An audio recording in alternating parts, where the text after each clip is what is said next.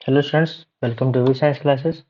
आज हम एक नया चैप्टर शुरू कर रहे हैं जो कि है biotechnology and its application.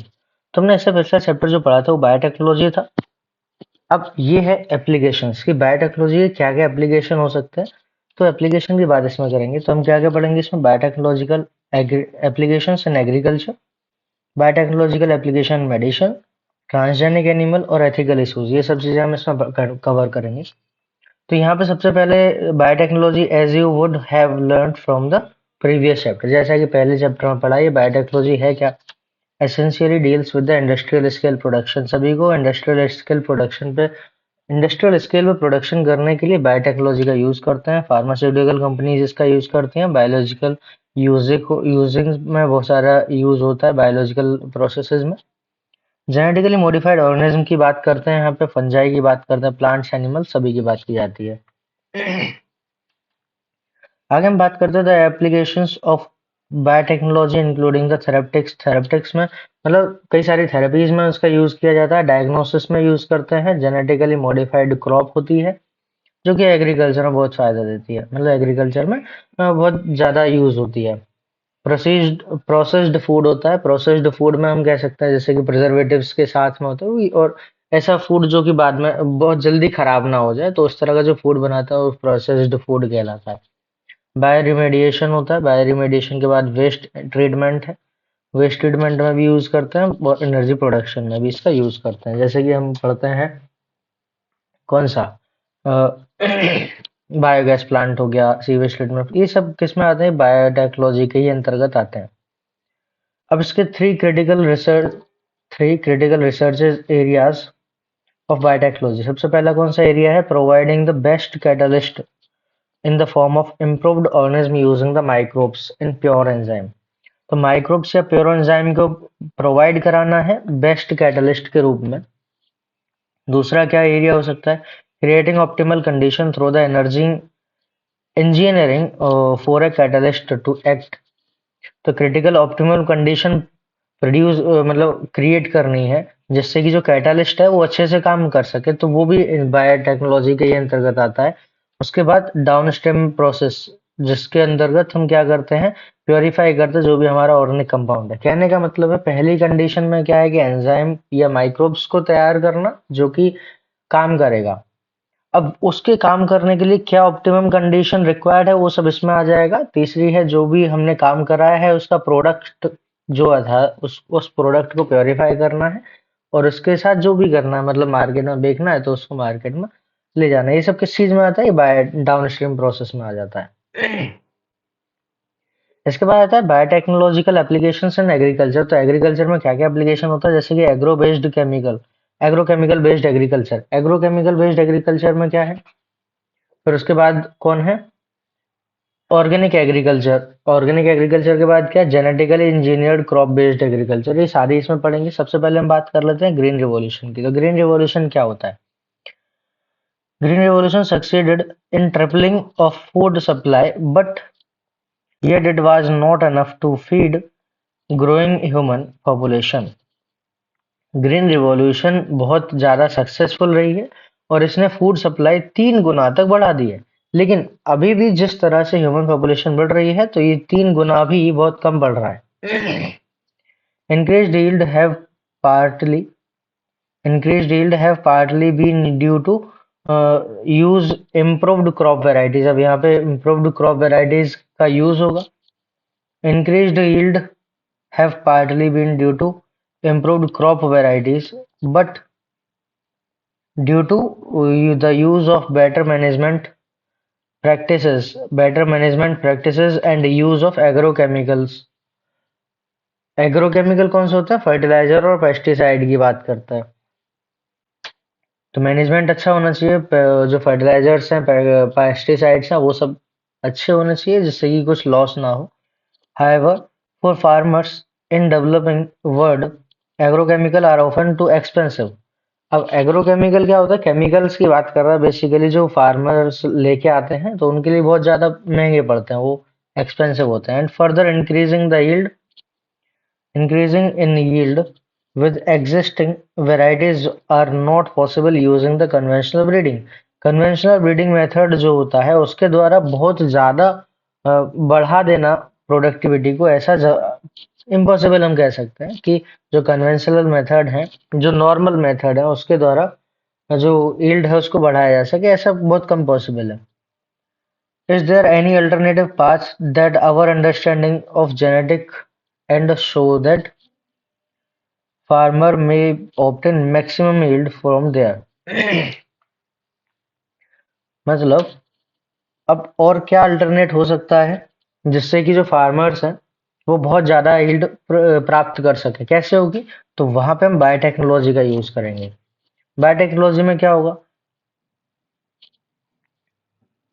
Plant, bacteria, fungi, animal whose gene have been altered by manipulation are called genetically modified organism।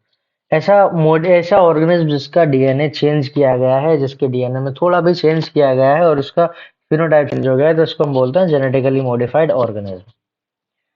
अब जेनेटिकली मॉडिफाइड ऑर्गेनिज्म जो है,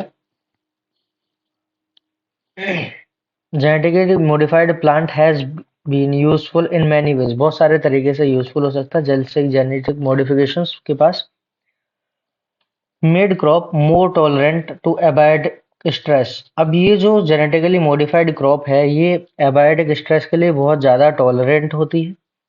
मतलब उस पे ज़्यादा इफेक्ट नहीं पड़ेगा कोल्ड का, ड्रॉट का, सॉल्ट का, हीट का, इन सब का ज़्यादा कोई गहरा इफेक्ट नहीं पड़ेगा जिससे कि वो उसकी यील्ड घट जाए। दूसरा, reduce the reliances on the chemical pesticide. जो केमिकल पेस्टिसाइड पे डिपेंडेंसी थी वो भी कम हो जाएगी, पेस्ट रेजिस्टेंट क्रॉप प्रोड्यूस करेंगे। तीसरा क्या है इसमें? Have to reduce the post harvest losses. Harvesting के बाद जो लॉसेस होते हैं उसको कम करना, पोस्ट हार्वेस्ट लॉस को रिड्यूस करना ही होता है।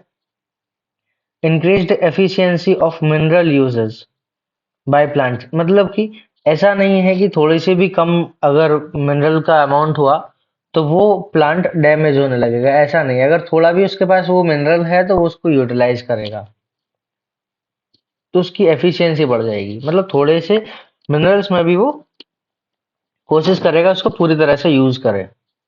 This prevent the early exhaustion of fertile soil, मतलब of fertility of soil. Soil की फर्टिलिटी बहुत जल्दी से खत्म नहीं कर देगा वो।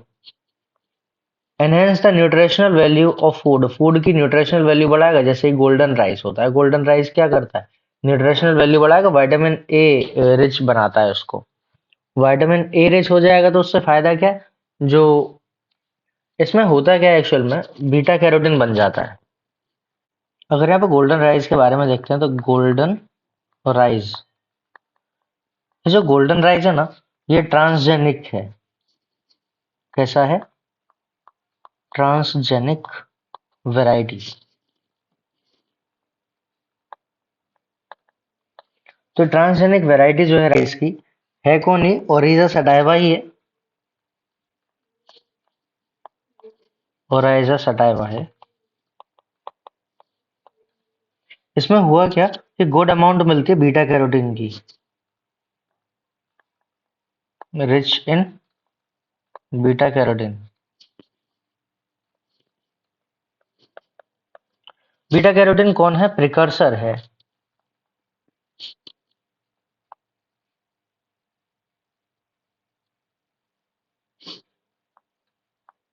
प्रिकर्सर ऑफ विटामिन ए, या फिर हम कहें प्रो विटामिन है। प्रो विटामिन ए है ये। कैसे बना? तो एक जीन था जो कि विटामिन ए प्रोड्यूस करता था एग्रोबैक्टीरियम ट्यूमिफेशन के द्वारा। मतलब कि टीआई प्लाज्मिड का इसमें यूज करते हैं। टीआई प्लाज्मिड इसमें यूज किया गया था जो कि एग्रोबैक्टीरियम ट्यूमिफेशन से मिलता है। बीटा कैरोटीन वाला जीन निकाला गया था।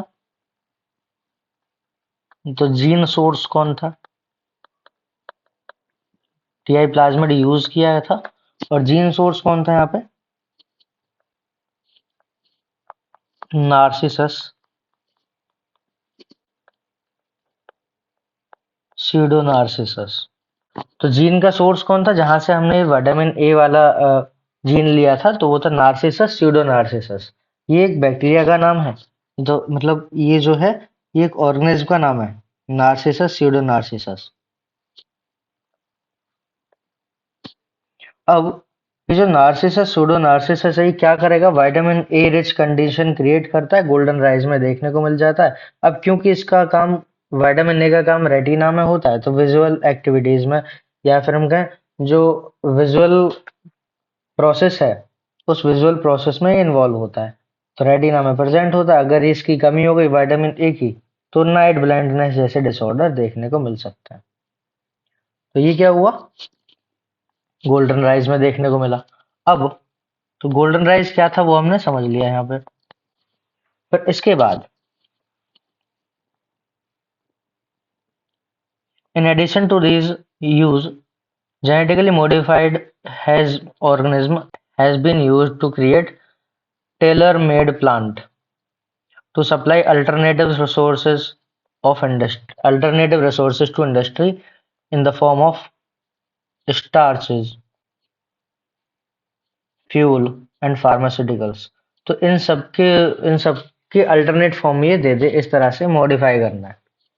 Some of applications of biotechnology in agriculture that you will study in detail are production of pest resistant plant बनाने हैं, which could decrease the amount of pesticide use, जो कि पेस्टिसाइड का use को कम करवाएगा।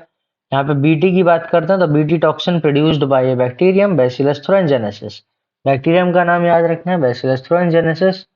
और टॉक्सिन कौन है, बीटी टॉक्सिन है। अब ये एक्चुअल में क्राई प्रोटीन होती है, इसकी भी कहानी है।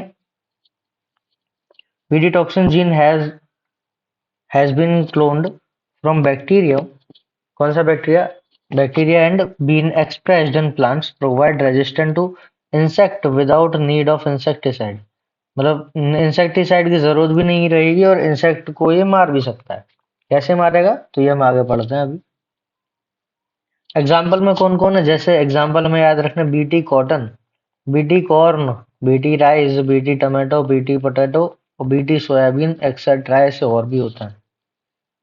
बीटी ब्रिंजल भी होता है।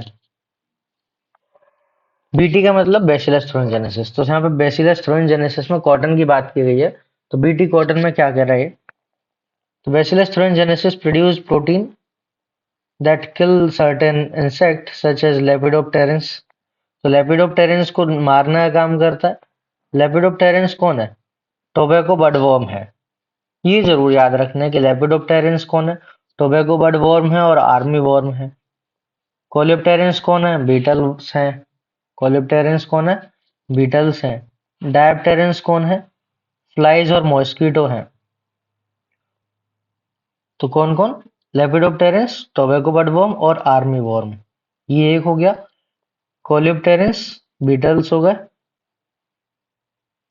डायप्टेरेंस कौन हो गए, फ्लाइज और मॉस्किटो। डायप्टेरेंस कौन हो गए, फ्लाइज और mosquito. Bacillus thuringiensis form protein crystal, protein की क्रिस्टल बनाएगी during the particular phase of their growth. Growth phase में वो क्रिस्टल बनाती है, उस क्रिस्टल को क्राई प्रोटीन बोल देते हैं, क्योंकि ये क्रिस्टल प्रोटीन है, तो उसको क्राई प्रोटीन बोल देते हैं शॉर्ट में। This crystal contains toxic insecticidal protein.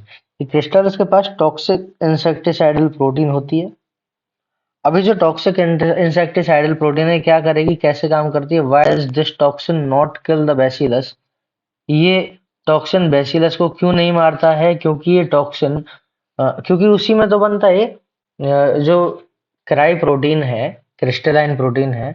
इसका कहने का मतलब है क्रिस्टलाइन प्रोटीन बैसिलस thuringiensis में बन रही है, तो उस खुद को क्यों नहीं मार देता है, तो वो इसलिए नहीं मारता है क्योंकि वो इनएक्टिवेटेड फॉर्म में होता है। कैसे, वो इनएक्टिव फॉर्म में होता है। तो एक्टिव कब होगा वो एक्टिव होगा एल्कलाइन पीएच पे। Actually the BT toxin protein exist inactive protoxin form में।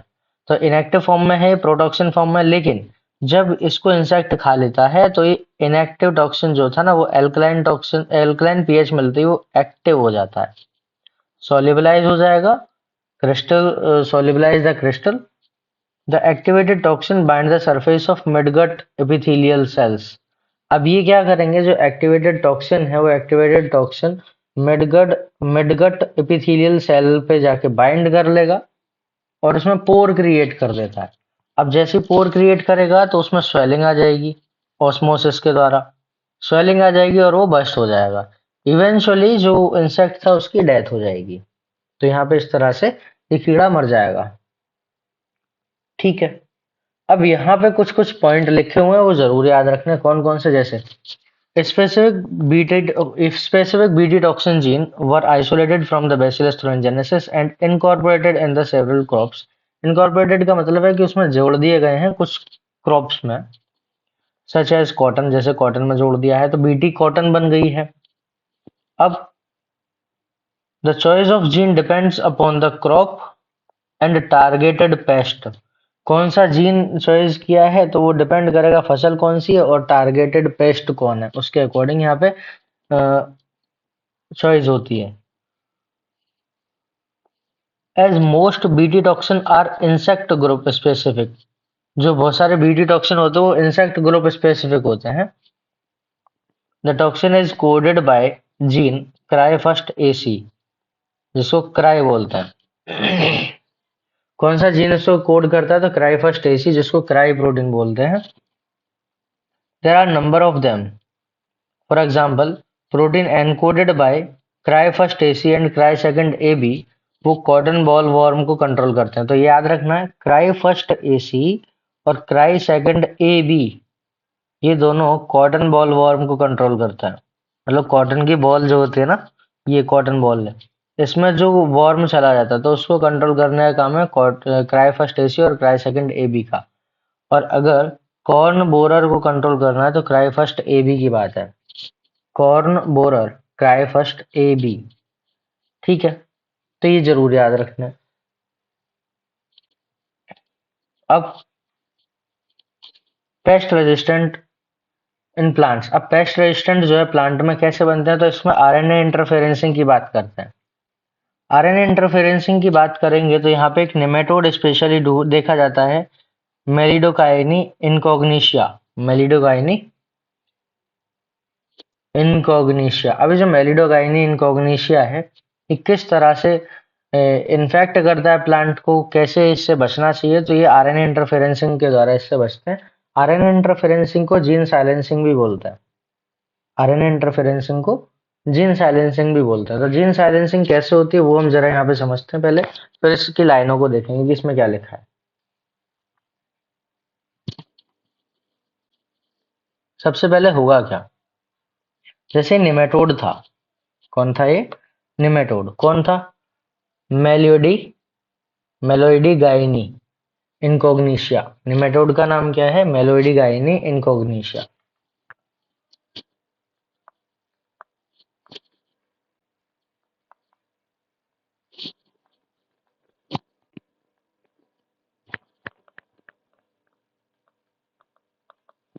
अभी जो मेलोडी गाइनी इनकॉग्निशिया है ना, तो मेलोडी गाइनी इनकॉग्निशिया करेगा क्या, इसके पास दो तरह के जीन होते हैं। एक होते हैं हाउसकीपिंग जीन और एक होता है लग्जरी जीन। हाउसकीपिंग जीन वो होते हैं जो हमेशा एक्टिव रहते हैं, हमेशा वो एक्सप्रेस होते रहते हैं। मतलब बहुत सारे काम ऐसे होते हैं जो हर समय चलते रहते हैं, उसको हम बोलते हैं हाउसकीपिंग जीन।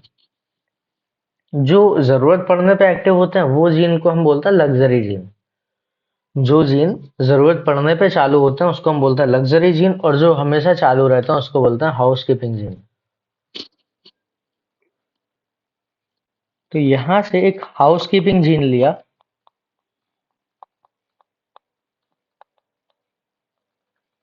तो अब क्या करेंगे, जो मेलिडोगाइनी इनकोग्निशिया है इसमें से एक हाउसकीपिंग जीन निकाल लेंगे और ऐसा जीन निकालेंगे जो कि उसकी लाइफ के लिए बहुत ज्यादा जरूरी है। तो वो जीन निकालने के बाद, ये जीन निकाल लिया, अब जीन निकालने के बाद क्या करेंगे, इस जीन से इसके पास दो स्ट्रैंड होंगे। ऑब्वियसली डीएनए है तो दो स्ट्रैंड होंगे। एक का 5' यहाँ है, ये 5' है, ये 3' है। तो इसका कंप्लीमेंट्री होता है, ये 3' होगा, ये 5' होगा। इससे क्या करेंगे, इससे आरएनए बनवाएंगे ट्रांसक्रिप्शन से।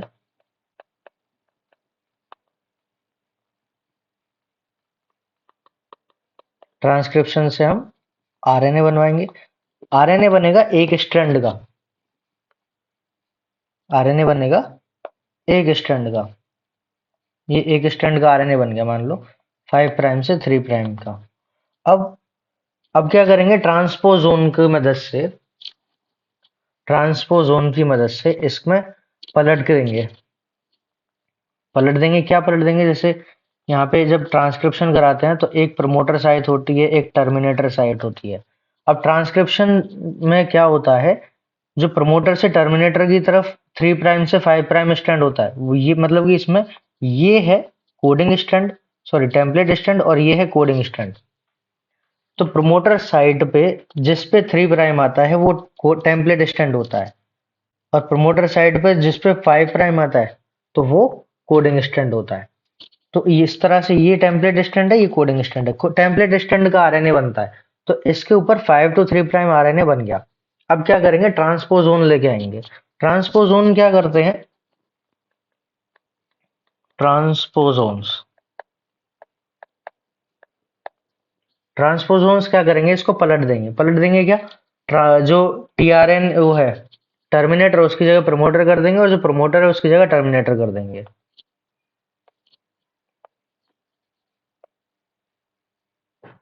यहाँ पे कर देंगे टर्मिनेटर और यहाँ कर देंगे प्रमोटर।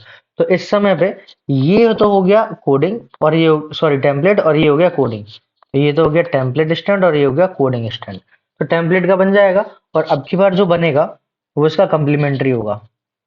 तो ये 3 प्राइम से 5 प्राइम, और ये आपस में जुड़ जाएंगे।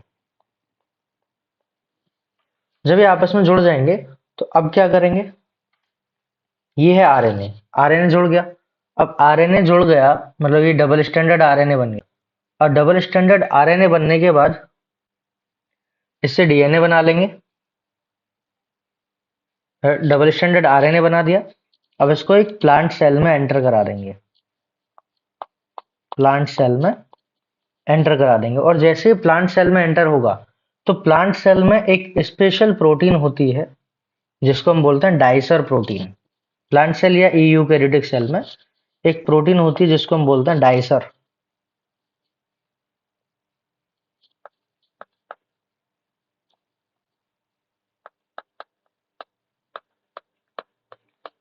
ये जो डाइसर प्रोटीन है ना, इसकी एक खास बात है। क्या खास बात है, कि जहां भी डबल स्टैंडर्ड आरएनए को वो देखेगा ना, वो डबल स्टैंडर्ड आरएनए को टुकड़े टुकड़े में काट देता है।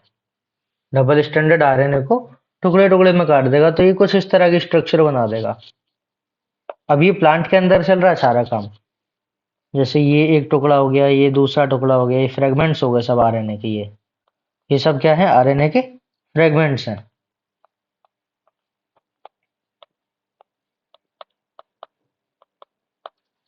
तो ये सब आरएनए के फ्रेगमेंट्स हैं। तो यहाँ पे हम लिख भी सकते हैं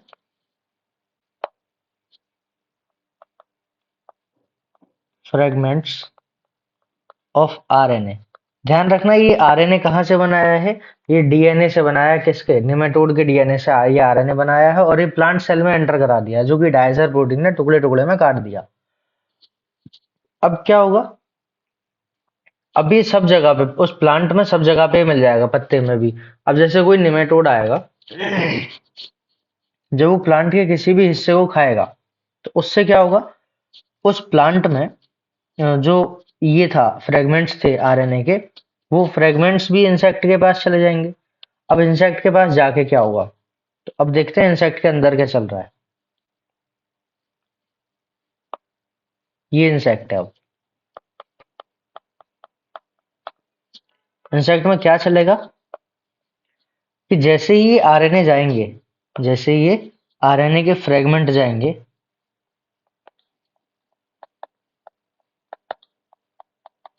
ये सब आरएनए के फ्रेगमेंट्स हैं।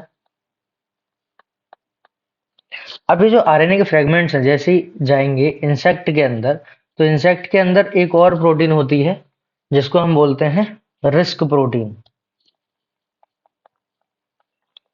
ये रिस्क प्रोटीन क्या करेगी, रिस्क प्रोटीन इनको भी सेपरेट कर देगी। ये जो कंप्लीमेंट्री, ये जो जुड़े हुए हैं ना, इन सबको भी सेपरेट कर देगी। तो ये कुछ इस तरह की स्ट्रक्चर बन जाएगी आगे जाके। जैसे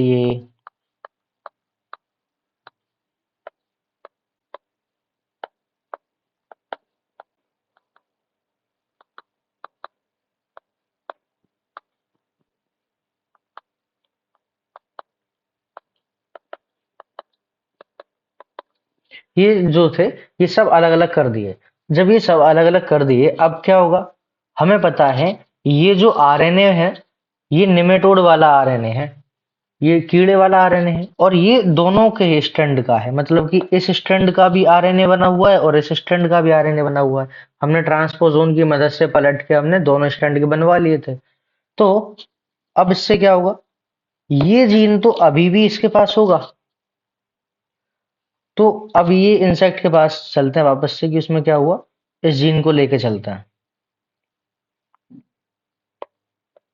ये जीन यहाँ पे भी है। जब ये जीन है यहाँ पे तो ये क्या करेगा, आरएनए बनवाएगा। क्या बनवाएगा, आरएनए। और आरएनए जब बनवाएगा तो एक स्ट्रैंड का आरएनए बनवाएगा। और याद रहे इसके पास ये वाले फ्रेगमेंट्स भी हैं जो कि इसी के बने हुए आरएनए के हैं। अब ये जो आरएनए बनेगा, ये मान लो ये आरएनए बना, क्योंकि आरएनए तो सिंगल स्ट्रैंडेड बनता है पर उसको जरूरत भी नहीं होती, 5' to 3' बन जाएगा। तो जब ये आरएनए बन गया, और लेकिन अगर कंप्लीमेंट्री मिलेगा तो वो जिसको जोड़ेगा जरूर, अगर कंप्लीमेंट्री मिलेगा, इस आरएनए का कोई कंप्लीमेंट्री मिलेगा तो वो वहां पे जुड़ जाएगा। तो ये जो होंगे ये भी तो इसी जीन से बने हैं और ये भी इसी जीन से बना है। तो हो सकता है इनमें से बहुत सारे इसके आपस में कंप्लीमेंट्री होंगे। जब ये आपस में कंप्लीमेंट्री होंगे तो ये आके जुड़ जाएंगे ना इधर। इसको अलग कलर का कर देते हैं,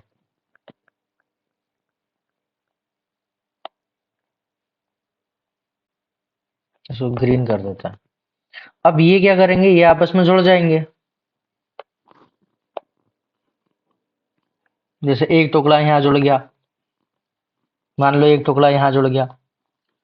अब इसने किया क्या, अब इसने ये सारे सेगमेंट एक कई जगह से ब्लॉक कर दिया। ब्लॉक कैसे कर दिया कि सिंगल स्टैंडर्ड आरएनए होता तब तो प्रोटीन बनाता, और जब प्रोटीन बनाता तब तो एक्सप्रेशन होता और तब वो जिंदा रहता।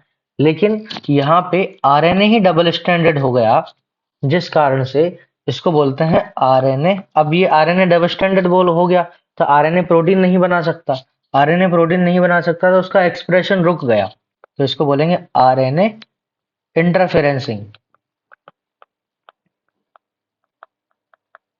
आरएनए इंटरफेरेंसिंग या फिर आरएनए साइलेंसिंग या फिर जीन साइलेंसिंग। जीन साइलेंसिंग इसको बोल सकते हैं। तो इस तरह से जीन साइलेंसिंग हो जाएगी और लास्ट में ये कोई भी एक्सप्रेशन नहीं होगा और ये कीड़ा मर जाएगा।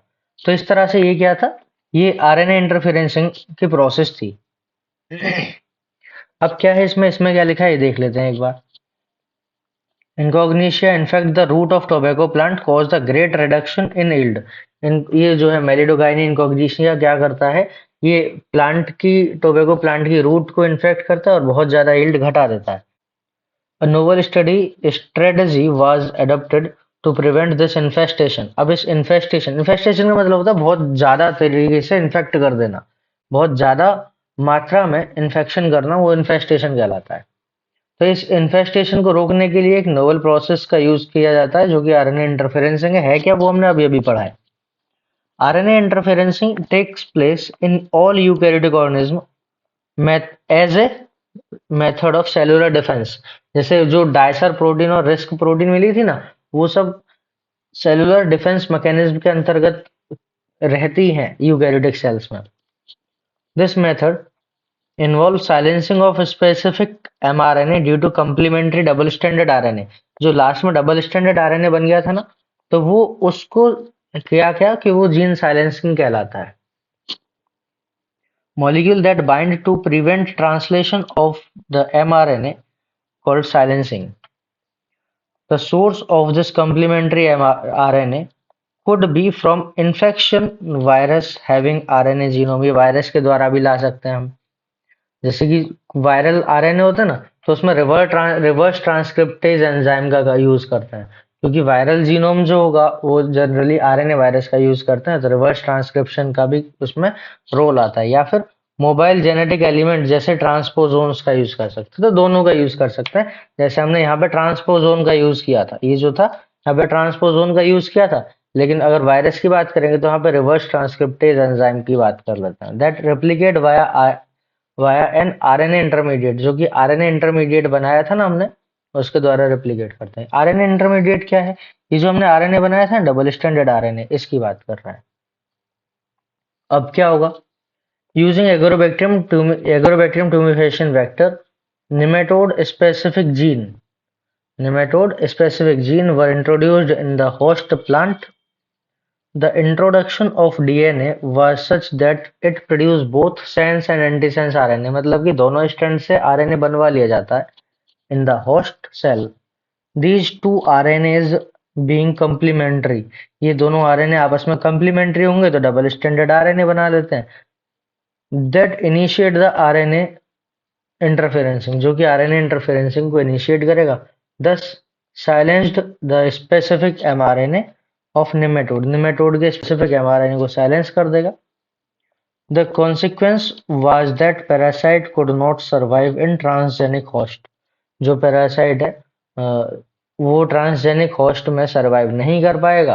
कैसे नहीं कर पाएगा? क्योंकि जो उसका जो हाउसकीपिंग जीन हमने लिया था वो एक्सप्रेस ही नहीं कर पा रहा है, क्योंकि उसका कम्प्लीमेंट्री आरएनए हमने बना रखा था, वो उस पर जाके जुड़ गया और डबल स्टैंडर्ड आरएनए बना दिया था.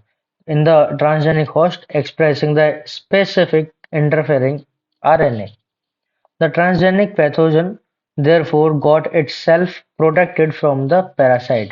जो ट्रांसजेनिक प्लांट था, the transgenic plant therefore got itself, वो खुद में ही प्रोटेक्टेड होता है पैरासाइट से. अब यहाँ पे दो जड़ दिखा रखी हैं, दो रूट सिस्टम दिखा रखे हैं यहाँ पे, क्या क्या है वो समझता है. Host plant generated double standard RNA, host plant जो है डबल स्टैंडर्ड आरएनए जनरेट करेगा. Triggers protection against the nematode infestation, जो कि निमेटोड के इन्फेस्टेशन से वो प्रोटेक्शन प्रोवाइड करता है. Roots of typical control plant, roots of typical control plants यहाँ पे नॉर्मल है, उसकी रूट्स इन्फेक्शन के बाद कैसी हो गई ये दिखाई दे रही हैं. अब ये ट्रांसजेनिक प्लांट है, इसकी रूट कैसी है? Root of transgenic plant after 5 days deliberating the infection of nematode but protected through novel mechanism. ये ट्रांसजेनिक प्लांट था, इसकी रूट्स दिखाई दे रही हैं. 5 दिन बाद, इन्फेक्शन के 5 दिन बाद भी इसमें नोवल मैकेनिज्म के द्वारा ये बच गया है. इसमें इन्फेस्टेशन देखने को मिल रहा है, ये स्वेलन रूट दिखाई दे रही है ये इस तरह से, जबकि इसमें कोई इन्फेक्शन देखने को नहीं मिल रहा है. मतलब इन्फेक्शन तो है लेकिन वो काम नहीं कर पा रहा है क्योंकि इसके पास नोवल मैकेनिज्म आ गई है. नेक्स्ट है बायोटेक्नोलॉजिकल एप्लीकेशंस इन मेडिसिन. तो मेडिसिन में क्या क्या इसके एप्लीकेशंस हैं, तो यहाँ पे बायोटेक्नोलॉजी के क्या क्या एप्लीकेशंस हो सकते हैं मेडिसिन में, तो हम ये देखेंगे. The recombinant DNA technology processes have made immense impact. जो रिकॉम्बिनेंट डीएनए टेक्नोलॉजी है उसकी जो प्रोसेस है वो बहुत बड़ा इफेक्ट देती है. किस एरिया में? मेडिकल के एरिया में, मेडिसिन के एरिया में. कैसे? मेडिसिन और हेल्थ केयर एरियाज में. कैसे? एक तो मास प्रोडक्शन कर रही है ड्रग्स का, या फिर हम कहें जो थेरेपेटिक ड्रग्स है उनका मास प्रोडक्शन हो रहा है. साथ में वो सेफ भी है और ज्यादा इफेक्टिव भी हैं, सेफ भी हैं और ज्यादा इफेक्टिव भी हैं. जो रिकॉम्बिनेंट थेरेपेटिक ड्रग्स होते हैं उसके कोई इम्यूनोलॉजिकल अनवांटेड इम्यूनोलॉजिकल रेस्पॉन्स नहीं होते, अनवांटेड इम्यूनोलॉजिकल रेस्पॉन्स नहीं होते. As in common case similar product isolated from non human resources, जैसे कि नॉन ह्यूमन सोर्स हो सकता है, जैसे कि इंसुलिन के आगे, इंसुलिन के बारे में हम पढ़ेंगे आगे कि इंसुलिन किस में बनवाया जा रहा है, तो ये इकोलाई बैक्टीरिया में इंसुलिन बनवाया जा रहा है, तो वो नॉन ह्यूमन सोर्स हो गया, वो भी बायोटेक्नोलॉजी का ही एक एप्लीकेशन है. At present 30 recombinant therapeutics have been approved. अब तक 30 recombinant therapeutics अप्रूव कर दिए गए हैं ह्यूमन यूज के लिए. ये वर्ल्ड वाइड या वर्ल्ड ओवर ये डेटा है. थेरेपेटिक्स का मतलब ड्रग्स से हमें याद रखना, थेरेपेटिक्स क्या है? ड्रग्स को थेरेपेटिक्स बोला जाता है. फिर क्या है? अब जिसमें से 12 तो इंडिया के पास है. In India 12 of these presently being marketed, 12 तो मार्केट किए जा रहे हैं, मतलब बेचे जा रहे हैं इंडिया में. अब आता है जेनेटिकली इंजीनियर्ड इंसुलिन। अब जेनेटिकली इंजीनियर्ड इंसुलिन की अगर बात करें तो ये क्या है? सबसे पहले तो management of adult onset diabetes is possible by taking insulin regular time interval. Manage ये जो है डायबिटीज वाले पेशेंट के लिए इंसुलिन रेगुलर टाइम इंटरवल पे लेना जरूरी है। अब what would a diabetic patient do if enough human insulin was not available? अगर enough human insulin available नहीं रहेगा तो वो क्या करेगा? If you discuss this, you would soon realize that one would have to isolate and use insulin from other animal. अगर इस बात को सोचा जाए कि अगर ये अवेलेबल न रहे, ह्यूमन इंसुलिन कम पड़ जाए, तो कहाँ से यूज करेगा वो? तो उसको अदर एनिमल से आइसोलेट करना पड़ेगा और यूज करना पड़ेगा। Be just as effective as that secreted by human body. क्या वो ह्यूमन बॉडी से जैसे सेक्रेट किया जा रहा था वैसे ही इफेक्टिव रहेगा itself, and would it not elect an human response in human body? तो ये इफेक्टिव रहेगा या फिर इम्यून रेस्पॉन्स पे कोई प्रभाव डालेगा या नहीं डालेगा? तो सिंपल सी बात है, किसी अदर ऑर्गेनिज्म से अगर निकालेंगे तो अदर ऑर्गेनिज्म से निकालने पर पहले तो ह्यूमन बॉडी की तरह से, जो ह्यूमन बॉडी से मिल रहा था उसकी तरह से रेस्पॉन्स नहीं करेगा। दूसरा, उसके जो साइड इफेक्ट भी होंगे, क्या साइड इफेक्ट हो सकते हैं? हाइपर सेंसिटिविटी, एलर्जी कॉज कर सकता है और तरह तरह की इम्यूनोलॉजिकल प्रॉब्लम क्रिएट कर सकता है। तो ये हुआ इसमें। अब now imagine if bacterium were available that could make human insulin. कोई बैक्टीरिया अगर हो जो कि ह्यूमन इंसुलिन बनाए तो क्या होगा? Suddenly the whole process become so simple. पूरी प्रोसेस सिंपल हो जाएगी, ना तो किसी से लेना पड़ेगा। अब ऐसा हुआ क्या था, क्यों हुआ? सबसे पहले तो जिसको इंसुलिन की कमी होती है, जैसे स्लॉटर्ड एनिमल होते हैं। अब स्लॉटर्ड एनिमल कौन से? जैसे कि कैटल्स हो गए, कैटल्स के बाद पिग्स हो गए। तो अब जैसे जनरली तो पिग से ही निकाला जाता था, तो पिग के पैनक्रियाज से इंसुलिन निकाला जाता था।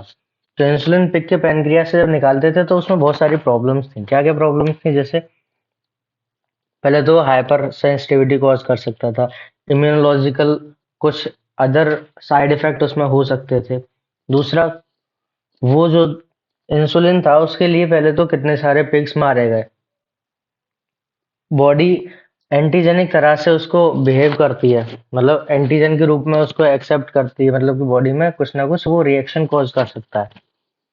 कई सारे लोग उसको लगवाते भी नहीं थे, तो इसलिए उसकी जगह पे ये बैक्टीरिया से बनाया जाएगा।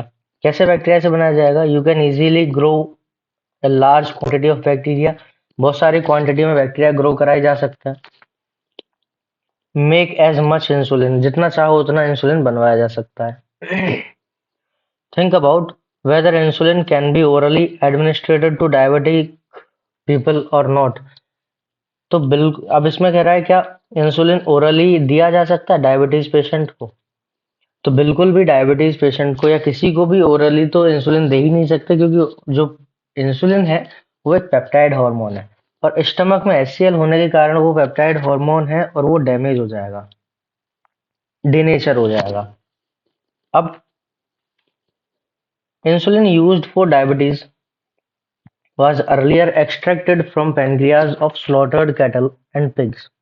तो स्लॉटर्ड कैटल और पिग्स के पैनक्रियाज से इसको आइसोलेट करते थे फ्रॉम एन एनिमल सोर्स। तो caused some patient to develop allergy, allergy का कॉज कर सकता था, अदर टाइप ऑफ रिएक्शंस कर सकता था, क्योंकि ये फॉरेन प्रोटीन है। Insulin consist of two short polypeptide chains. Insulin के पास दो छोटी छोटी पॉलीपेप्टाइड चेन्स होती हैं, चेन ए और chain B, that are linked together by disulphide bridge. ये हमें याद रखना है। In mammals including human, insulin is synthesised as prohormone. Mammals में उसमें ह्यूमन भी इंक्लूड है, तो वो प्रो हार्मोन की तरह से बनता है। अब प्रो हार्मोन क्या है? जैसे कि प्रो एंजाइम होता है उसी तरह से प्रो हार्मोन होता है। Like a pro enzyme the pro hormone also need to be processed. जैसे प्रो एंजाइम को प्रोसेस किया जाता है, इसी तरह से प्रो हार्मोन को भी प्रोसेस किया जाएगा, तब जाके वो मैच्योर और फंक्शनल हार्मोन बनता है। इसमें एक चेन एक्स्ट्रा होती है जिसको हम सी पेप्टाइड बोलते हैं। अब सी पेप्टाइड को इसमें से रिमूव कर दिया जाएगा। जैसे ये प्रो इंसुलिन है, अब प्रो इंसुलिन था, इसमें ये जो है ये ए पेप्टाइड है, ये जो ब्लू वाली है ए पेप्टाइड है, ये बी पेप्टाइड है और ये सी पेप्टाइड है। इसमें से तीनों पेप्टाइड हमें दिखाई दे रही हैं।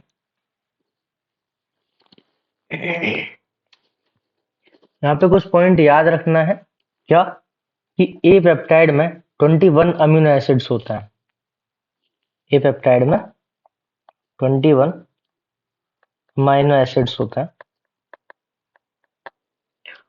जो बी पेप्टाइड है उसमें 30 अमीनो एसिड्स होता है।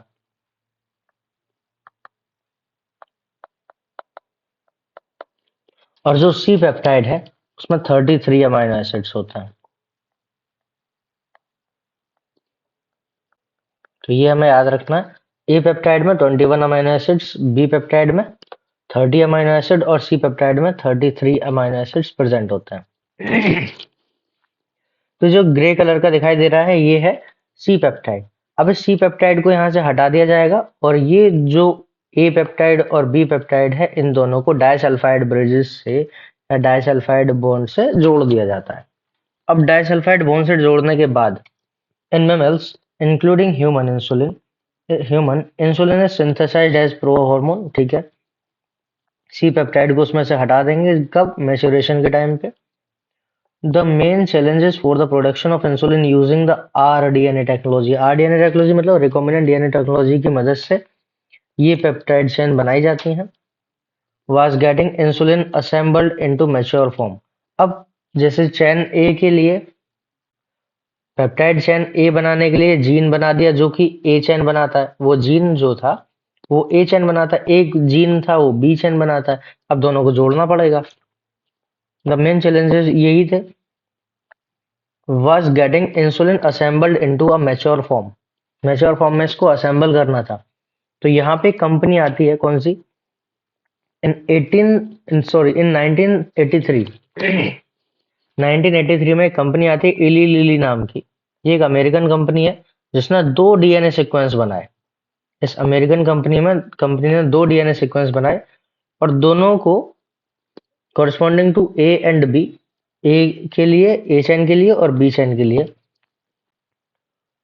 ह्यूमन इंसुलिन बनाने के लिए, and introduced them into a plasmid. अब ये जो सीक्वेंस थे डीएनए सीक्वेंस ए चेन के और बी चेन के, उसको इकोलाई के प्लाज्मिड में डाला, इकोलाई के अंदर। और इकोलाई क्या करेगा फिर? अब हम जानते हैं ये यूनिवर्सल होते हैं सारे सीक्वेंस, तो किसी भी ऑर्गेनिज्म में हो सारा सेम ही अमीनो एसिड बना के देंगे। चेन ए और चेन बी दोनों सेपरेटली प्रोड्यूस करते हैं। चेन ए और चेन बी डीएनए सीक्वेंस ए और डीएनए सीक्वेंस बी के द्वारा सेपरेटली प्रोड्यूस किए जाते हैं, extracted and combined by creating disulphide bond. दोनों को डाइसल्फाइड बॉन्ड के द्वारा जोड़ दिया जाएगा और उसको बोलेंगे ह्यूमन इंसुलिन बन जाएगा। और इसको बोलते हैं ह्यूमुलिन। ह्यूमन इंसुलिन जो बना है इसको बोला जाता है क्या? ह्यूमुलिन।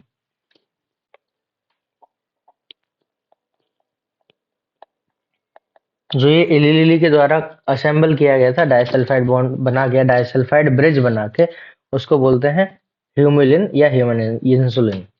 अब आते हैं जीन थेरेपी। जो जीन थेरेपी है वो पहली बार किसको दी गई थी? कि जीन थेरेपी जो है, सबसे बड़ी चीज तो क्या है, if a person is born with hereditary disease. अगर कोई पर्सन है वो हेरिडिटरी डिजीज के साथ जन्म लेता है and corrective therapy be taken for such disease, इसके लिए कोई थेरेपी दी जाए तो बिल्कुल जी दी जा सकती है, तो उसको बोलता है gene therapy. Gene therapy is an attempt to do this. अब जीन थेरेपी इसके लिए उपयोगी साबित हो सकती है। Gene therapy is a collection of method that allow the correction of a gene defect. Gene therapy क्या है? एक वो मेथड्स हैं इसमें जो कि जीन डिफेक्ट को हटा सकती है।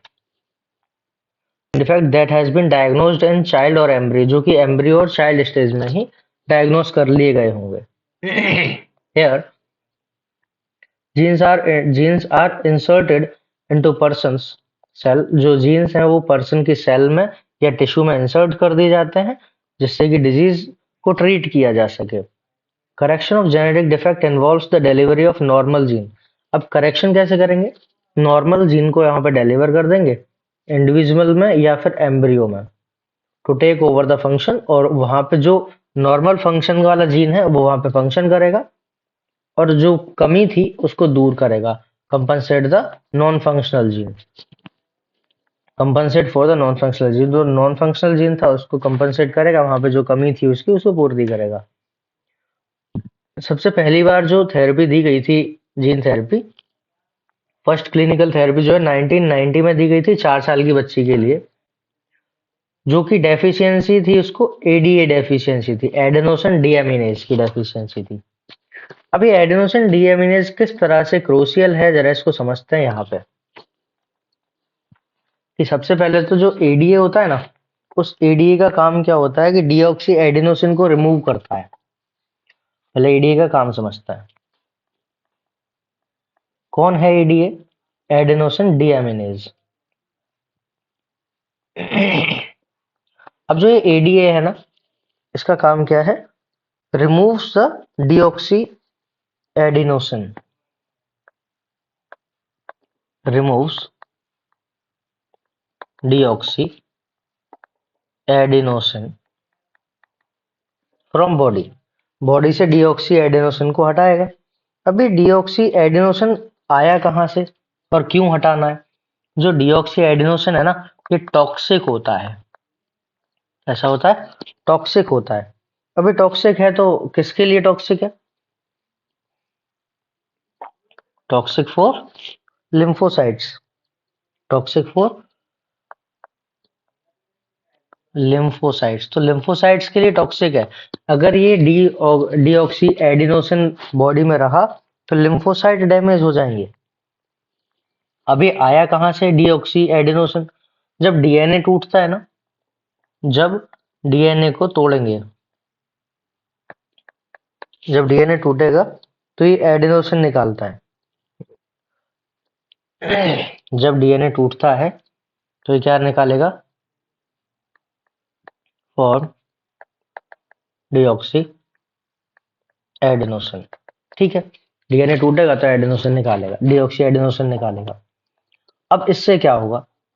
एडीए क्या कर सकता है इस काम में? तो एडीए का काम इतना सा है कि ये जो डीऑक्सी एडिनोसिन है ना, इस डीऑक्सी एडिनोसिन को डीऑक्सी आयोनोसिन में कन्वर्ट करेगा, डीऑक्सी एडिनोसिन को डीऑक्सी आयोनोसिन में कन्वर्ट कर देगा। जैसे ही डीऑक्सी एडिनोसिन को डीऑक्सी आयोनोसिन में कन्वर्ट करेगा कौन? एडीए। अब एडीए जैसे ही कन्वर्ट करेगा तो जो ये था टॉक्सिक और ये कैसा होगा? Non toxic. तो जब ये कन्वर्जन रुक जाएगा तो जो इम्यून सेल्स हैं, कौन सी? लिम्फोसाइट, वो लिम्फोसाइट डैमेज होने लगेंगी।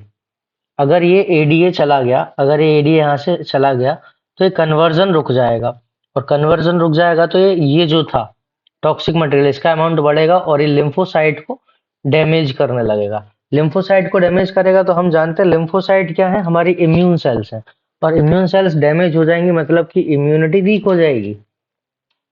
तो ये बात भी हमें समझ आ गई। अब क्या कैसे इसको हटाया जाएगा तो वो समझते हैं अब।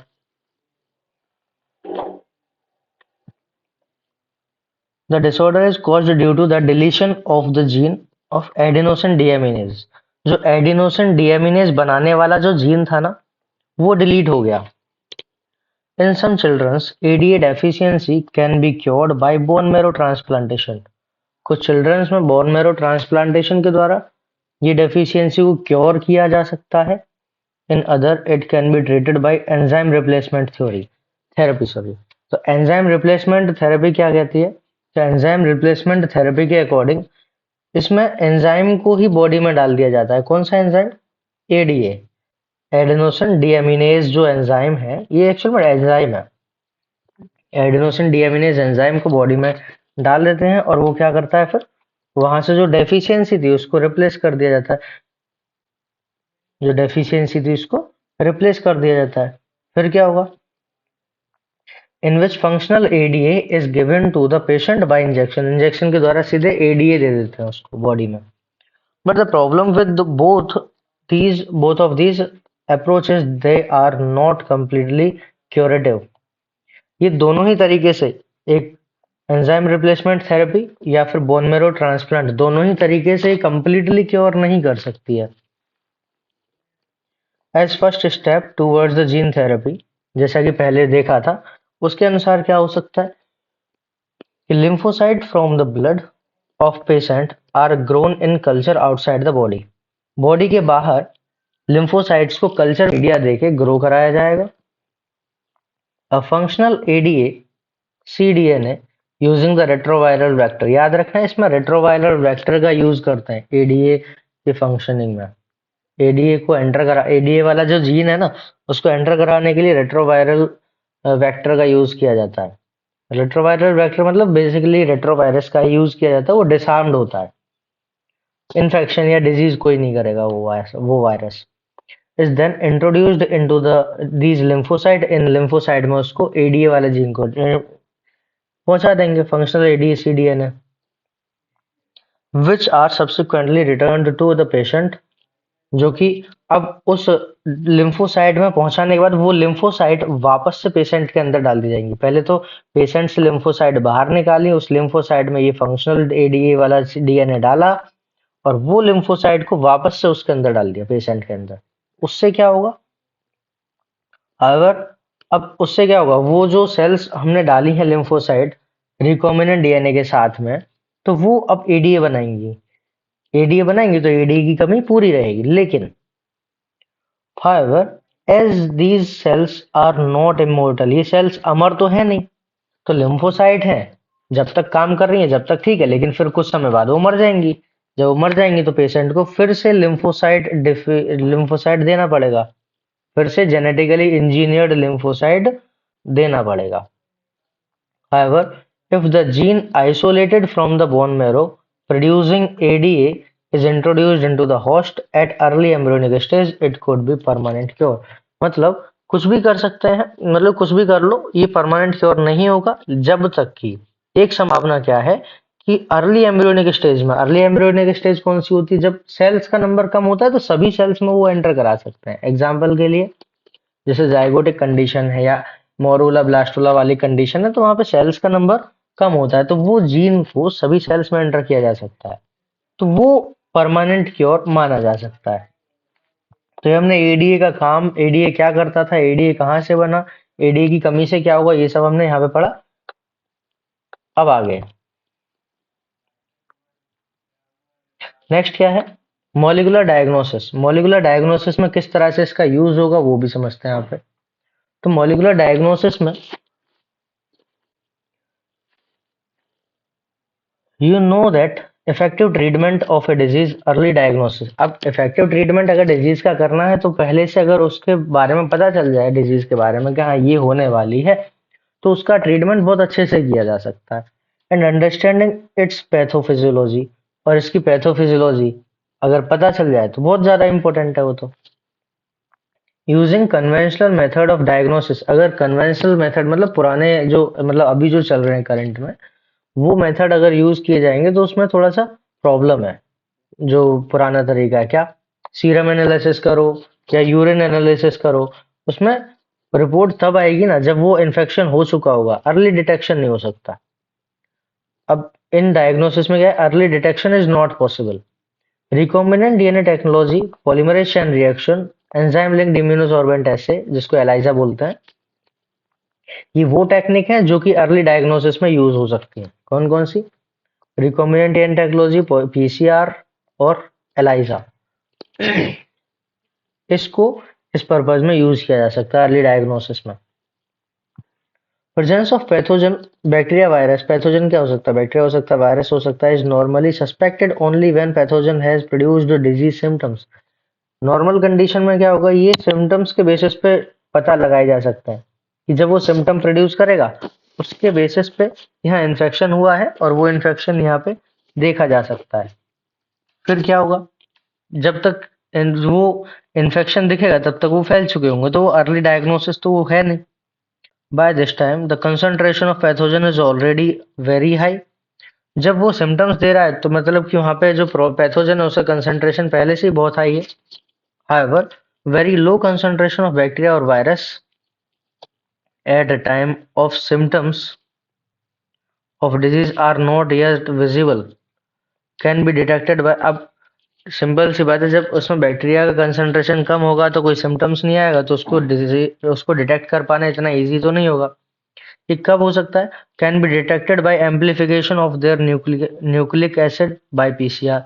पीसीआर के द्वारा, पॉलीमरेज चेन रिएक्शन जो पढ़ी थी ना लास्ट चैप्टर में, वो बायोटेक्नोलॉजी बायोटेक्नोलॉजी वाले चैप्टर में पढ़ी थी, तो पीसीआर के द्वारा उसका जो न्यूक्लिक एसिड है उसको एम्पलीफाई करके पता लगाया जा सकता है। जैसे कि कौन सा टेस्ट हुआ था कोविड के लिए, आरटीपीसीआर करते थे। तो आरटीपीसीआर में क्या था, reverse transcription polymerase chain reaction. तो पॉलीमरेज चेन रिएक्शन से पहले कॉपी बना ली, तो रिवर्स ट्रांसक्रिप्शन किया। तो रिवर्स ट्रांसक्रिप्शन से जो आरएनए था ना वायरस का, उससे डीएनए बनाते थे। डीएनए बनाने के बाद उसकी कॉपी बनाते थे पीसीआर के द्वारा, और कॉपी बनाने के बाद फिर एनालाइज करते थे। Can you explain how PCR can detect very low amount of DNA. तो वही कॉपी बना के डिटेक्ट कर सकती है। PCR is now routinely used to detect the HIV in suspected ads patient. जो सस्पेक्टेड एड्स पेशेंट है उसमें डेली रूटीन यूज किया जाता है कौन, पीसीआर। मतलब सिंपली हम कह सकते हैं पीसीआर जो वायरल डिजीजेज होते हैं ना उसमें ज़्यादा यूज करता है, और जो इन्फेक्शन है उसका पता लगाने के लिए यूज किया जाता है। It is being use to detect the mutation. Mutation को भी पता लगाने के लिए यूज कर सकते हैं जीन में। कैंसर पेशेंट में भी यूज कर सकते हैं। कैंसर पेशेंट का पता लगाने के लिए जीन में कोई म्यूटेशन हुआ है तो वो कैंसर कॉज कर सकता है, तो वो पेशेंट का भी पता चल जाएगा। बहुत ही पावरफुल टेक्निक है जो कि आइडेंटिफाई कर सकती है जेनेटिक डिसऑर्डर को भी। सिंगल स्टैंडर्ड डीएनए या आरएनए जो है उसको रेडियो एक्टिव मॉलिक्यूल, ये इसको प्रोब बोलते हैं। प्रोब क्या है, स्मॉल सेगमेंट है, रेडियो एक्टिव होता है। अब सिंगल स्टैंडर्ड डीएनए या RNA tagged with radioactive molecule, अब उसको रेडियो एक्टिव मॉलिक्यूल से टैग कर देंगे, रेडियो एक्टिविटी शो करेगा ना वो। Is allowed to hybridise to its complementary DNA. अब उसको छोड़ देंगे तो वो अपने कम्प्लीमेंट्री डीएनए के पास जाके चिपक जाएगा, लेकिन जो कि फिर ऑटो रेडियोग्राफी के द्वारा डिटेक्ट किया जा सकता है। लेकिन अगर उसमें चेंज आया होगा, the clone having the mutated gene, अगर म्यूटेशन हुआ होगा तो वो किसी के जैसा नहीं होगा। कहने का मतलब है कंप्लीमेंट्री तो उसका होगा ही नहीं, क्योंकि जो प्रोब बनाया है वो एग्जैक्ट वैसा बनाया जैसा कि डीएनए है। अगर कुछ म्यूटेशन जीन का डीएनए है, जीन में मतलब डीएनए में जो जीन है वो सीक्वेंस सेम उस प्रोब में डाला, अगर प्रोब के जैसा नहीं होगा मतलब कि उसमें म्यूटेशन हुआ होगा तो वो उससे जाके बाइंड नहीं करेगा। बाइंड नहीं करेगा तो फोटोग्राफिक फिल्म पे दिखाई नहीं देगा। Not appear on the photographic film because the probe will not have complementary with mutated gene। तो म्यूटेटेड जीन का कोई कंप्लीमेंट्री उसके पास होगा ही नहीं। ELISA is based on the principle of antigen antibody interaction। ELISA जो है ना एंटीजन एंटीबॉडी इंटरेक्शन के बेसिस पे काम करती है। जैसे कि अब कई बार पता चलता है कि ब्लड टेस्ट कराया किसी का, और ब्लड टेस्ट कराने से क्या होगा कि उसको पता चलेगा कि पहले इन्फेक्शन हो गया और इन्फेक्शन होके ठीक भी हो गया। अब ये कैसे होता है कि इन्फेक्शन हुआ था और अब कैसे पता चला कि जो एंटीबॉडीज हैं उस बीमारी जिसने जो करता है उसके अगेंस्ट एंटीबॉडीज अगर बनी हुई मिल रही है ब्लड में, मतलब कि उसको इन्फेक्शन हुआ था। वही चीजें यहाँ पे यूज भी कर सकते हैं। कैसे, infection by pathogen can be detected by presence of antigen protein glycoprotein, और by detecting the antibodies synthesised against the pathogen. Pathogen के अगेंस्ट जो एंटीबॉडी सिंथेसाइज की थी उससे भी पता लगाया जा सकता है। अब आगे बात करते हैं transgenic animals. Animal that have their DNA manipulated to possess and express an extra जिसमें foreign gene known as the transgenic animals। मतलब ऐसा एनिमल जिसके डीएनए को मैनिपुलेट किया गया है, जिसमें कि फॉरेन जो डीएनए है या फॉरेन जीन है उसको एक्सप्रेस किया जा सके, उसको हम ट्रांसजेनिक एनिमल बोलते हैं। सिंपल सा ऐसा एनिमल जिसके डीएनए में को चेंज किया गया है। ट्रांसजेनिक रैट हो सकता है, transgenic rat, transgenic rabbit, pigs, sheep, cow, fish, ये सब ट्रांसजेनिक बना जा चुके हैं अब तक। Although over 95% of all existing transgenic animal are mice. जितने ट्रांसजेनिक एनिमल है उसमें से 95% तो माइस हैं। अब why are these animals being produce, ये एनिमल क्यों प्रोड्यूस किए जा रहे हैं? How can man benefit from such modifications, इससे ह्यूमन को क्या लाभ हो सकता है? तो सारे काम ह्यूमन के लिए ही किए जा रहे हैं।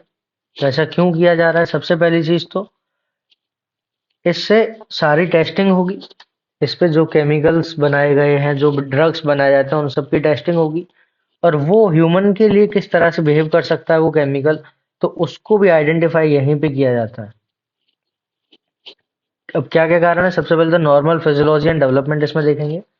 नॉर्मल फिजियोलॉजी एंड डेवलपमेंट, जैसे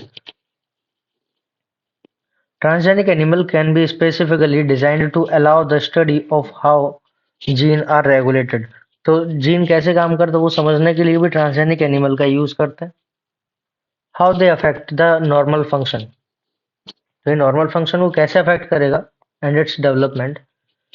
study of complex factor involved in growth such as insulin like growth factor by introducing gene from the other species that alter the formation of this factor and the study biological effect that result. Information is obtained about biological role of the factor in the body। कहने का मतलब है कि जो transgenic animal है वो इस तरह से डिजाइन किए जाते हैं, ट्रांसजेनिक एनिमल जो हैं वो इस तरह से डिजाइन किए जाते हैं, जो उन पे जीन है वो कैसे रेगुलेट करते हैं, तो इस बात की स्टडी की जा सके। दूसरी बात कि जो उनका डेवलपमेंट है वो किस, जो फंक्शन कैसे, उसके फंक्शन को कैसे प्रभावित करेगा वो ड्रग। उस कॉम्प्लेक्स इंसुलिन, जैसे इंसुलिन की बात करी थी इसमें, तो कॉम्प्लेक्स इंसुलिन के फंक्शनिंग को इस पे चेक कर सकते हैं कि वो क्या क्या क्या क्या उसमें कर सकता है। तो इसके लिए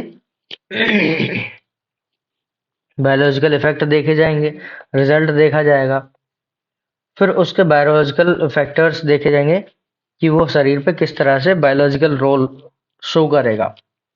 स्टडी ऑफ डिजीज को समझने के लिए भी इसका यूज करते हैं। Many transgenic animals are designed to increase our understanding how gene contribute to development from disease. अब बहुत सारे ट्रांसजेनिक एनिमल्स इसलिए इस तरह से डिजाइन किए जाते हैं कि उससे पता चल सके कि जीन का जो कंट्रीब्यूशन होता है डिजीज में वो किस तरह से होता है। These are especially made to serve as model for human disease। तो ह्यूमन डिजीज के लिए, इन्वेस्टिगेशन के लिए वो मॉडल ऑर्गेनिज्म की तरह से काम करता है। New investigation of new treatment, उस पर क्या क्या ट्रीटमेंट दिए जा सकते हैं वो सब की पॉसिबिलिटी चेक करने के लिए जो एनिमल्स हैं, मॉडल एनिमल्स हैं, उसको यूज करते हैं। Today transgenic models exist for many human diseases. तो बहुत सारी ह्यूमन डिजीजेस पे रिसर्च चल रही है जिसमें कि ट्रांसजेनिक एनिमल का यूज करते हैं। जैसे कि कैंसर पे रिसर्च चल रही है, सिस्टिक फाइब्रोसिस हो गया, रूमेटॉइड अर्थराइटिस हो गया, और अल्जाइमर हो गया। इन पे जो डिजीज, ये जो डिजीज है ह्यूमन डिजीज, इनके ट्रीटमेंट को पता लगाने के लिए ट्रांसजेनिक एनिमल्स का ही यूज किया जाता है। फिर आता है बायोलॉजिकल प्रोडक्ट। बायोलॉजिकल प्रोडक्ट में क्या क्या हो सकता है? Medicine required to treat the certain human diseases can contains biological product. तो उसमें बायोलॉजिकल प्रोडक्ट हो सकते हैं, but such products often expensive. अब ये जो प्रोडक्ट्स है ये एक्सपेंसिव है। बहुत सारी मेडिसिन है जो कि डिजीज को ट्रीट कर सकती हैं, वो बायोलॉजिकल प्रोडक्ट महंगे आते हैं। ट्रांसजेनिक एनिमल उसमें यूजफुल भूमिका निभा सकते हैं। कैसे? Transgenic animals that produce useful biological product can be created by introduction of portion of DNA. Portion of DNA वो जीन, पोर्शन ऑफ डीएनए क्या है? वो जीन जो कि वो प्रोडक्ट बनवाता है, उसको इंट्रोड्यूस करके वो ट्रांसजेनिक एनिमल में डाल के प्रोडक्ट बनवाया जा सकता है। जैसे कोड फॉर पर्टिकुलर प्रोडक्ट, जैसे ह्यूमन प्रोटीन, कौन सा? अल्फा 1 एंटीट्रिप्सिन, ये स्पेशल याद रखना है। Human protein alpha 1 antitrypsin used for treatment of emphysema. Emphysema वही वाली डिजीज थी जो कि सिगरेट पीने से हो जाती है और जिसमें जो सरफेस एरिया होता है वो बहुत ज्यादा रिड्यूस हो जाता है लंग्स का, क्योंकि जो एल्वेलर वॉल है वो ब्रेक हो जाती है।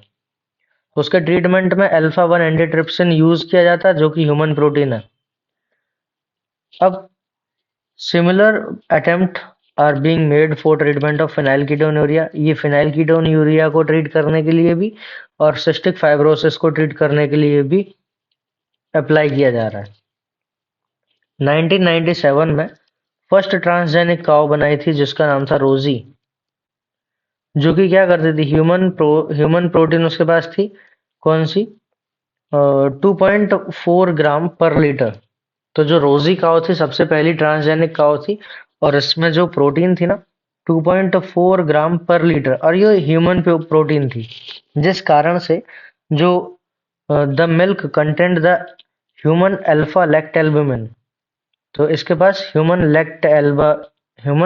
अल्फा लैक्ट एल्बुमिन भी प्रेजेंट होता है। जो अल्फा लैक्ट एल्बुमिन है वो न्यूट्रिशनली मोर बैलेंस होता है छोटे बच्चों के लिए, बेबीज के लिए, ह्यूमन बेबीज के लिए ज्यादा न्यूट्रिशनली बैलेंस्ड प्रोडक्ट है ये जो नेचुरल काउ है उससे ज्यादा। वैक्सीन सेफ्टी के लिए जो वैक्सीन बनाई जाती है वो कितनी सेफ है, कितनी इफेक्टिव है, वो सब चेक करने के लिए ट्रांसजेनिक माइस का यूज करते हैं। Transgenic mice are being developed for use testing and safety of vaccine before they used for on humans. Human पे अप्लाई करने से पहले इन ट्रांसजेनिक माइस पे इस वैक्सीन को अप्लाई किया जाता है और देखा जाता है उसके रिजल्ट क्या हो सकता है।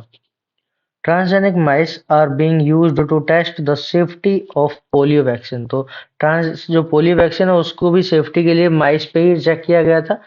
If successful and found to be reliable, अगर ये सक्सेसफुल रहती है और ये रिलायबल मिलती है, they could replace the use of monkey to test safety of batch of vaccine. जब ये इस पे सक्सेसफुल हो जाती है माइस पे, तो उसके बाद उस पे उसको मंकी पे अप्लाई किया जाता है, तो वैक्सीन सेफ्टी में यूज होता है। फिर केमिकल सेफ्टी टेस्टिंग में कैसे यूज होता है? This is known as the toxicity safety testing. Toxicity safety testing, the procedure is the same as that used for testing toxicity of drug। जैसे drug toxicity को test करने के लिए use किए गए थे, इसी तरह से केमिकल सेफ्टी टेस्टिंग के लिए भी यूज किया जाता है। Transgenic animal are made that carry gene which make them more sensitive to toxic substances. अब जो ट्रांसजेनिक एनिमल होता है उसके पास जो जीन होता है वो बहुत ज्यादा सेंसिटिव होता है टॉक्सिक सब्सटेंस के लिए। तो थोड़ा भी टॉक्सिसिटी अगर उसको महसूस होगी तो वो मतलब सिम्टम्स शो करेगा। अगर थोड़ी सी भी सब्सटेंस में टॉक्सिसिटी उसको महसूस होगी तो वो सिम्टम्स शो करेगा। एंड किसके कंपेयर में? नॉन ट्रांसजेनिक एनिमल के कंपेयर में। They are then exposed to the toxic substance, बाद में इसको टॉक्सिक सब्सटेंस के पास एक्सपोज करेंगे। एंड द इफेक्ट स्टडीड, और जो इफेक्ट शो होंगे उसको स्टडी किया जाएगा। Toxicity testing in such animals will allow to obtain result in less time. बहुत थोड़े समय में इसका यूज किया जा सकता है, इसलिए इसका केमिकल सेफ्टी टेस्टिंग में यूज किया जाता है। फिर आता है एथिकल इशूज। एथिकल इशूज जो है उसमें क्या क्या है? The manipulation of the living organism by the human race cannot go on any further without regulation। बिना उसको रेगुलेट किए manipulation of living organism, living organism को में जो जो चेंज किए जा रहे हैं ह्यूमन रेस के द्वारा, can not go on any further, बिना उसको रेगुलेशन के नहीं चलाया जा सकता, कि मतलब उसको कंट्रोल तो करना पड़ेगा ना, कितना जरूरत है, या फिर क्यों मैनिपुलेट करना है, क्या उसका फायदा होगा, किसी को नुकसान तो नहीं होगा। ये सभी चीजें इसमें देखी जाएंगी।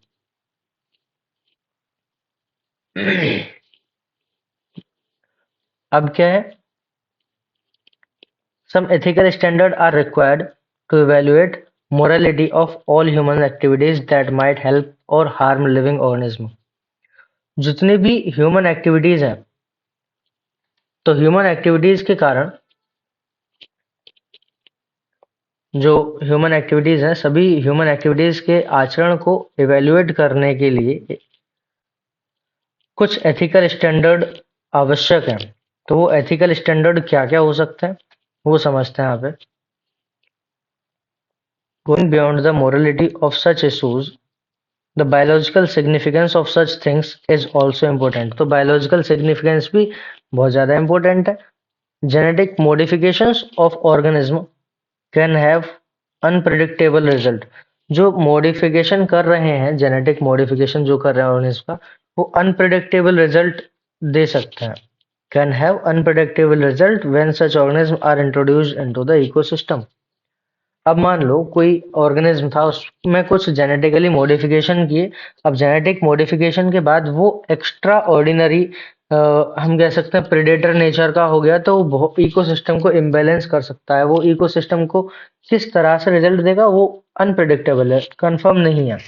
क्या होगा आगे कोई पता नहीं है। तो इसलिए वो सोच समझ के किया जाना चाहिए। जो जेनेटिक मॉडिफिकेशन है वो सोच समझ के किया जाना चाहिए कि इसका रिजल्ट क्या हो सकता है।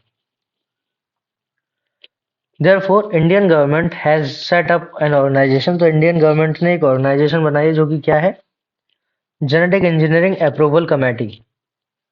ये जेनेटिक इंजीनियरिंग अप्रूवल कमेटी करती क्या है, which will make decision regarding the validity of GO. जो जेनेटिक इंजीनियरिंग अप्रूवल कमेटी है, वो ये डिसीजन लेती है वैलिडिटी के लिए, किसके, जेनेटिकली मॉडिफाइड जो रिसर्च है और उसकी सेफ्टी के लिए। सबसे पहले ये परमिशन देगी कौन, जेनेटिकली इंजीनियरिंग अप्रूवल कमेटी। जब ये अप्रूव करेगी तब वो आगे काम चलेगा। Intro research and the safety of the introducing genetically modified organism for public services.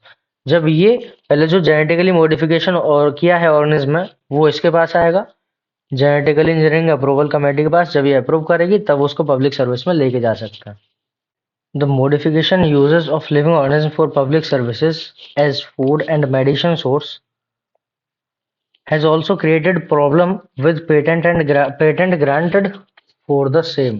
मतलब कि अब उसमें क्या हुआ कि जो पब्लिक सर्विस है, उस पब्लिक सर्विस में लिविंग ऑर्गेनिज्म के मॉडिफिकेशन के बाद जो उसका यूज होगा, मॉडिफिकेशन या यूजेस के लिए जो ग्रांटेड पेटेंट कराने वाली जो समस्या है, वो भी उत्पन्न हो गई है। There is growing public anger. अब पब्लिक में ये इस बात का भी एंगर है कि जो कुछ कंपनियां हैं, वो क्या कर रही हैं, ग्रांटेड पेटेंट कर रही हैं उस प्रोडक्ट के लिए, उस टेक्नोलॉजी के लिए, जो कि जैसे कि जेनेटिक मटेरियल, प्लांट और अदर बायोलॉजिकल रिसोर्सेज हैं, जो कि बहुत लंबे समय पहले आइडेंटिफाई हो चुकी हैं, उसके लिए पेटेंट कर रहे हैं। तो ये, और जो कि फार्मर्स ने पहले, जो वहाँ के लोकल फार्मर्स थे, उन सब ने ये देखी जा चुकी हैं, डेवलप हो चुकी हैं, तो उसके लिए भी पेटेंट कर रहे हैं। तो इस बात का भी पब्लिक में एंगर है, गुस्सा है। Rice is an important food grain. Rice जो बहुत ही इम्पोर्टेंट फूड ग्रेन है, the presence of which goes back thousand of year. अब अगर थाउजेंड्स ऑफ ईयर बैक में जाते हैं in Asian agricultural history, Asia के एग्रीकल्चर हिस्ट्री में जाते हैं, there are an estimated 2 lakh varieties है। मतलब कि अगर पिछले एग्रीकल्चरल हिस्ट्री की बात करें तो उसमें 2 लाख वेराइटीज हैं इंडिया में, अकेले इंडिया में राइस की। The diversity of the rice in India is one of the richest in the world. पूरे वर्ल्ड में सबसे ज्यादा राइस की डाइवर्सिटी भारत में देखने को मिलती है। Basmati rice is distinct for its unique aroma and flavour. जो बासमती राइस है, बासमती राइस की क्या यूनिकनेस है, तो बासमती राइस जो है उसकी यूनिकनेस है क्या, उसकी खुशबू और उसका फ्लेवर। फ्लेवर मतलब टेस्ट, और उसका जो खुशबू आती है उससे। and 27 documented varieties of basmati are grown in India. 27 documented varieties हैं जो कि भारत में उगाई जाती हैं. There is reference to basmati in ancient text. Basmati का बहुत पुराने जो टेक्स्ट है ना, उसमें दिया गया है. टेक्स्ट हो गए, उल्लेख हो गए. फॉल्कलोर मतलब उल्लेख जो होता है. एंड पोइट्री, बहुत सारा लिखा गया है इसमें बासमती राइस के लिए. As it has been grown for centuries, कई सेंचुरी से उगाया जा रहा है. In 1997 an American company got patent right on basmati rice through US patent and trademark office. अब 1997 में, जो कि पहले से अपने भारत में उगाई जा रही है, तो 1997 में एक अमेरिकन कंपनी उसको बासमती राइस जो थे उसको पेटेंट कर देती है. यूएस पेटेंट ट्रेडमार्क ऑफिस से वो पेटेंट करा लेती है American company. This allowed the company to sell new variety of basmati, जो कि बासमती को नई वेराइटी बेचने के लिए परमिशन देती है. In the US and abroad, US और अब्रॉड में वो बेच सकती है. This new variety of basmati had actually been derived from the Indian farmer varieties. तो जो भारतीय किसान है, वो भारतीय किसान की जो वेराइटीज है उसी से वो डराइव की गई है एक्चुअल में. Indian basmati was crossed with semi dwarf varieties. जो इंडियन बासमती है उसको सेमी डॉर्फ वेराइटीज के साथ क्रॉस किया गया है. क्लेम्ड एज इन्वेंशन और नोवेल्टी, और वही क्रॉस कराने के बाद जो प्रोजनी है ये उसको इन्वेंशन बोल दिया गया है, नोवेल्टी बोल दिया गया है. The patent extend to functional equivalents. Patent जो है functional equivalents implying that other people selling basmati rice could be restricted by patent. अब इसको रेस्ट्रिक्ट किया जाना चाहिए. Several attempts have also been made to patent use. कई सारे उसके स्टेप्स होने चाहिए, कई सारे अटेम्प्ट होने चाहिए. Have also been made to attempt patent use products and processes based on Indian traditional herbal medicines, that is turmeric, neem. तो कहने का मतलब क्या है,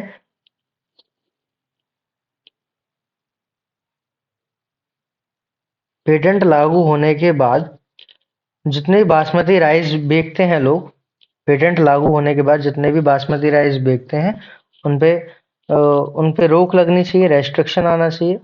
साथ में जैसे जो इंडियन ट्रेडिशनल हर्बल मेडिसिन्स हैं जैसे कि टर्मरिक है, नीम है, उन पर आधारित ऐसे अनेक यूजेस और प्रोडक्ट प्रोसेसेस जो हैं पेटेंट कराने की कोशिश की गई है. जैसे टर्मरिक हो गया, नीम हो गया, इनसे भी रिलेटेड जितने भी और अलग अलग कंपोनेंट्स हैं ना, उन पे भी पेटेंट कराने की कोशिश की जा रही है.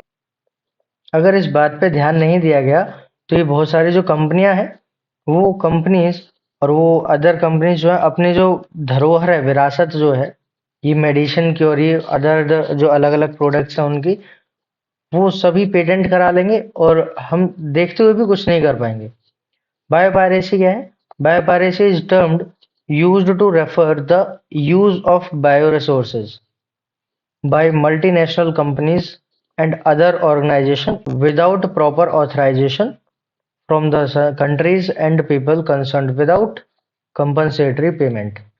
बायोपायरेसी का मतलब है कि जो मल्टीनेशनल कंपनियां हैं, वो मल्टीनेशनल कंपनियां बायो रिसोर्सेज को यूज करें बिना किसी की परमिशन लिए, बिना ऑथराइजेशन के, या फिर जो पीपल, जो पर्सन उससे कनेक्टेड है या फिर जिस पर्सन का उस पर हक है उसको बिना कंपनसेटरी पेमेंट दिए कोई भी बायो रिसोर्सेज को यूज कर रहा है तो उसको बायोपायरेसी बोलते हैं.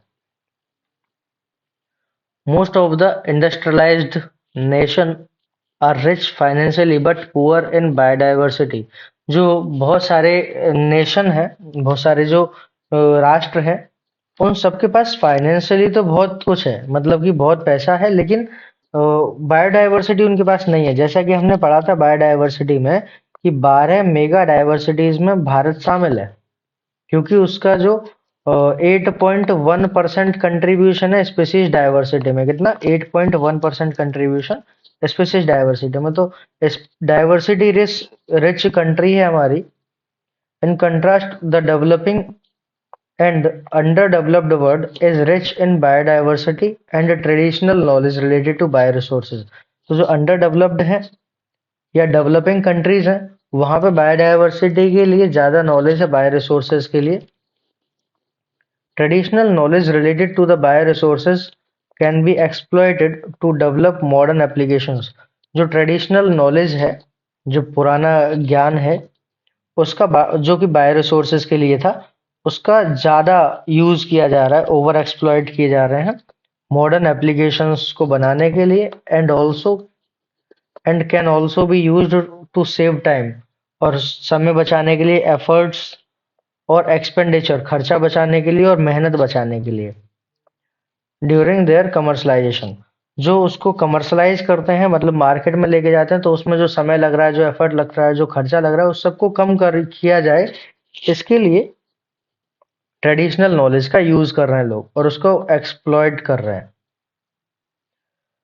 There has been growing realization of injustice, inadequate compensation, and benefit sharing between the developed and developing countries. Therefore, some nations are developing law to prevent such unauthorized exploitation of bioresources and traditional knowledge. जो bioresources और traditional knowledge के unauthorized exploitation हो रहा है, उसको रोकने के लिए कुछ नियम बनाए जाएंगे. The Indian Parliament has recently cleared the Second Amendment. तो इंडियन पार्लियामेंट में सेकंड अमेंडमेंट बिल आने वाला है. किसके लिए?